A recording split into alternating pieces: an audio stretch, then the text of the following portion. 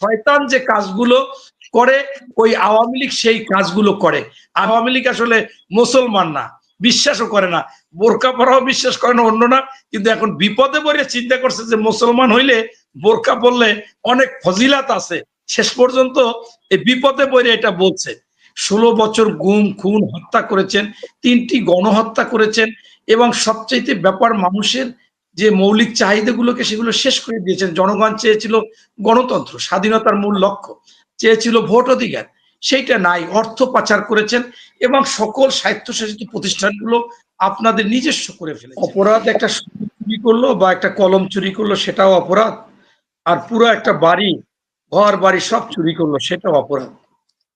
তা সেই অপরাধ যদি কেউ করে স্পষ্ট হয়, তাহলে ওই বাড়ির মালিকজন লোকজন ওই চোরকে দেখলে তো তেলে বাগুনে জ্বলে উঠবে, আর এটা ক্ষমার অযোগ্য হয়ে যায়। তার তো সব শেষ করে দিয়েছে। তাই মানে আজকে যদি ক্ষমা চায়, সেই ক্ষমার পরেও কি আসলে ক্ষমা হবে বা হওয়া উচিত কিনা, পাশাপাশি আপনার কে ক্ষমা করবে, কাকে ক্ষমা করবে, এটা কি আসলে ব্যক্তিগতভাবে একজনে চুরি করেছে বা অপরাধ করেছে? আমি দেখলাম যে উনি বলল যে আমরা যদি অপরাধ করি, আমরা জেলে বসে পালিয়ে থেকে তো সেইটা শুধরাইতে পারবো না এবং জনগণকে সেই সচেতন করতে পারবো না।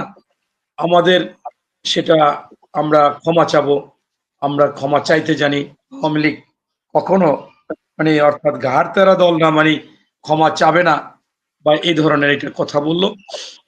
আমি আপনার মাধ্যমে এই আপামা বাহাউদ্দিন নাসিমকে স্পষ্টভাবে জানাইতে চাই যে আপনি যে ক্ষমা চাইতে চাচ্ছেন, আপনি তো নিজেই দুর্নীতিবাজ এবং হাজার হাজার কোটি টাকা কামাইছেন। এই সমস্ত কথা হাসান মাহমুদও তো বলে যে বিএনপি যা বলে সেটা সত্য, বিএনপির সাথে এই আচরণ করাও ঠিক হয় না, এবং ওনাদের কথায় আমি একমত। এই সমস্ত কথা মানুষ বুঝে যে এটা মানে বাটফারি এবং প্রতারক, চিটাররা সাধারণত এই ধরনের কথাবার্তা বলে, প্রতারকরা এই ধরনের কথা বলে। তাই স্পষ্টভাবে ওনাদের ক্ষমা তখনই হবে যখন ওনরা স্ব ইচ্ছায় আইনের কাছে নিজেকে সোপর্দ করবে, আইন তাদেরকে নিয়ে যাবে, আইনের বিচার চলবে। তারপর যারা সেকতে সেকতে থাকবে তারা একটা দলের কর্ণধার হবে বা হাল ধরবে, ধরে তারা তাদের পক্ষে সেই ক্ষমা চাক এবং বিচার হবে। জামাতেরও তো সেই আপনার ৭১-এর যুদ্ধ অপরাধীদের জন্য ফাঁসি দিয়ে দিচ্ছেন, তারপরও তো তাদের আপনারা একবারের জন্য বলেন না যে তাদের লাস্টে নিষিদ্ধ করে দিলেন। তাহলে আপনারা জামাতের যদি ফাঁসি দেন, আমি জানি না বিদায় আল্লাহ তাআলা মাফ করুক আমাকে, এই জামাতের যারা বর্তমানে জামাত করে ৭১ সালের পরেও অনেকেরই জন্ম বা ৭১ সালে ছোট ছিল বা তারা যুদ্ধ বিরোধিতা করার মতো এরকম নাই বললেই চলে, কিন্তু তারপর তো নিষিদ্ধ করে দিচ্ছেন। কিন্তু আপনারা যা মানে অন্যায় করেছেন, অপরাধ করেছেন, 16 বছর গুম খুন হত্যা করেছেন, 3টি গণহত্যা করেছেন, এবং সবচাইতে ব্যাপার মানুষের যে মৌলিক চাহিদাগুলোকে সেগুলো শেষ করে দিয়েছেন। জনগণ চেয়েছিল গণতন্ত্র, স্বাধীনতার মূল লক্ষ্য, চেয়েছিল ভোট অধিকার, সেইটা নাই। অর্থ পাচার করেছেন এবং সকল স্বায়ত্তশাসিত প্রতিষ্ঠানগুলো আপনাদের নিজস্ব করে ফেলেছেন।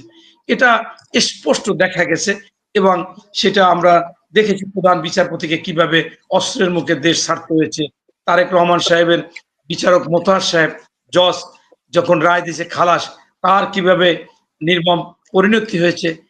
এই জন্য আপনারা তো কোনো জায়গায় কোনো কিছু বাদ রাখেন নাই, মানে ঘর চুরি বললে ভুল হবে, পুকুর চুরি করে ফেলেছেন, তাই সর্বত্র শেষ করে দিয়েছেন, কিছুই রাখেননি।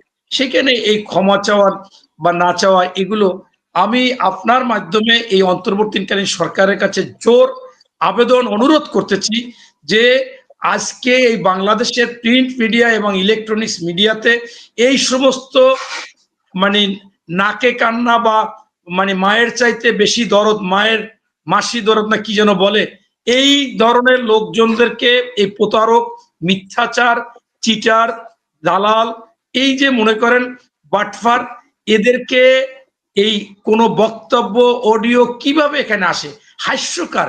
শেখ হাসিনা বলে সেইটাও সেই পর্যন্ত আবার ওদের মাথায় কাজ করে না, বলে যে তোমরা এটা রেকর্ড করবা, রেকর্ড করে ছেড়ে দিবা। চিন্তা করেন, মানে সেইটাও একটু কাইটে দেয় না যে রেকর্ড করবা, মানে এত হুজুগে বাঙালি, এত একদিন ডেনমার্ক একদিন আমেরিকায় এই সমস্ত কথাবার্তা বলে। উনি এখন পর্যন্ত বাংলাদেশে 5 জন লোককে এক জায়গায় বসাইয়া কথা বলার সুযোগ পায় না বা সাহসও পায়নি। তাই আমি মনে করতেছি যে এইগুলো কিভাবে, কেন, এটা তো ষড়যন্ত্র। ভারতে বসে ষড়যন্ত্র করতেছে, একজন আমেরিকায় বসে ষড়যন্ত্র করতেছে। যারাই এই জয় এবং এই শেখ হাসিনা, তারা ষড়যন্ত্রের মধ্যে আছে। তাই তাদের সকল কথাবার্তা বাংলাদেশও বন্ধ করে দিতে হবে। অন্য দেশে বললে তাদেরকে বলতে হবে যে আপনারা এটা করতে পারেন না। পাশাপাশি আমি মনে করি যে এই ইলেকট্রনিক্স মিডিয়া প্রতিদিন 2 বার বাধ্যতামূলক করে দেওয়া উচিত, যে এই 16 বছরে আমাদের যে আয়নাগর, আমাদের যে গুম খুন, আমাদের যে ক্রস ফায়ার, আমাদের নামে যে মামলা, কতবার জেল খেটেছে, এর পরে 3টি গণহত্যা এবং এই ছাত্র জনতা গণহত্যা এবং তাদের আন্দোলন, এইটা বাধ্যতামূলক সকাল বিকাল 2 বার দেখানো উচিত প্রত্যেকটা একেবারে মিডিয়াতে। আপনার মাধ্যমে এই অন্তর্বর্তীকালীন সরকারকে বলবো সেই জিনিসটা করুন, তাইলে প্রতিনিয়ত মানুষ বুঝবে যে আসলে ক্ষমা টমা চাচ্ছে বাংলাদেশের মানুষ, যে আমরা অল্পতে ভুলে যাই, সেটা শেখ হাসিনা বুঝছে, আওয়ামী লীগ বুঝছে, কিন্তু এইটা ভোলার মতো না, এটা একটা ইতিহাস। তাই সেইখান থেকে আমাদেরকে এটা আমার মনে হয় স্পষ্ট করতে হবে। সর্বোপরি আমি আবারও বলবো, আওয়ামী লীগের এটা একটা পরিকল্পিতভাবে এই বাংলাদেশের মানুষেরকে আবার ধোঁকা দিতে চায়, প্রতারণা করতে চায়। শয়তান যে কাজগুলো করে ওই আওয়ামী লীগ সেই কাজগুলো করে। আমি, আপনি বিশ্বাস করবেন কিনা আমি জানি না, দেখছেন কিনা, সাদ্দাম এবং বর্ষা নামে, সাদ্দাম হইলে ছাত্রলীগের সভাপতি, আর বর্ষাও ওই কমিটি না কি জানি না, সে তার একটা অডিও ভাইরাল হয়েছে, সেইটাই সে বলতেছে আমি কোথায় যাব, কিভাবে যাব। একটা পর্যায়ে সাদ্দাম বলছে যে তুমি একটু মুসলমান হইতে পারো না? মুসলমান কিভাবে? বলো তো বোরকা টোরকা পরে যাবা, যদি বোরকা পরো তাহলে তো তোমার কেউ দেখবে না। তুমি এখন বলছো বাসায় গেছো, এখন তোমার বাড়ি ভাঙচুর করে লোকজন আইতেছে, সেই যে তোমার নানা বাড়ি গেছো সেখানে আবার যাচ্ছে।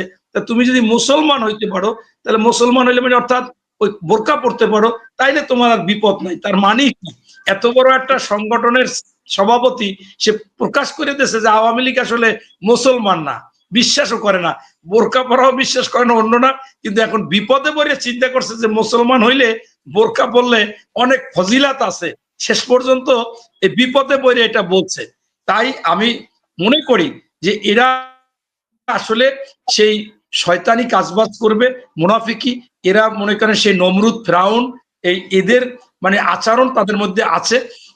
এই জন্য তারা আজকে বিভিন্ন ভেসে আসতেছে। তারা কিন্তু মানে গণিত অবৈধ পয়সা আছে, যার কারণে কিন্তু তারা চেষ্টার ত্রুটি রাখতেছে না। প্রতিনিয়ত বাংলাদেশে বিভিন্ন ধরনের আপনার ই করতে চাচ্ছে, আন্দোলন সংগ্রামের জন্য কাউকে কাউকে, এই দেখেন আপনার এই ব্যাটারি চালিত রিক্সা, সেখানে আজকে লোকজন আসছে, সেখান থেকে কিছু কিছু লোকের জয় বাংলা স্লোগান বের হয়ে গেছে। এরকম অনেকে বলতেছে যে তারা জয় বাংলা স্লোগান দিচ্ছে বা বঙ্গবন্ধু বলছে বা এটা বলছে, তার মানে এদেরকে নামাই দিচ্ছে। এই একজন ব্যাটারি চালিত রিক্সা চালক নামছে, তার সাথে 5-7 জন নেমে গেছে। এই জন্য তাদের আইনের আওতায় এনে তাদের অবৈধ সম্পদকেও বাজেয়াপ্ত করা একটা ফরজ। বিদেশে যে অর্থ পাচার করতে সেটাও আনতে হবে এবং বিদেশ থেকে তাদেরকে ফেরত এনে আইনের আওতায় এনে বিচার করতে হবে। ধন্যবাদ।